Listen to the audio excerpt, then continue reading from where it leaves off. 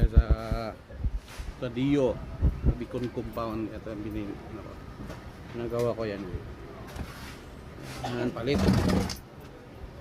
na shock yan, pati rubber, shock mounting wala na, sira na rin. Shock bolts sira na, pati shock sira na rin. Shock kung hindi na umangat yan. Tapos ito lifter, ito yung mga bago yan, bago. Tapos lifter yan, lifter, shock lifter. Yan, dito tayo sa Tadio.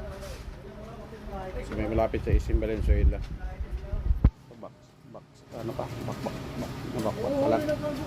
Tuloy. Kalas-kalas pa. Ano yun, papalitan ko yan. Yung ni-speak ko, ang papalitan ko lang dapat ito lang, kunit. Tapos yung kapalit niyan, ito yun, mas makapal ng konti. May ply pa. Tapos na-detect. Ito, may diferensya. Ayan, nipis na. Itong kapalit. Bago na. Yan. Tapos yung shock pala, naantay pa rin yung shock. Ano, hindi bumaba. Hindi mangat. Yung isa mangat naman mahina. Dito lang yan, sa Tadio.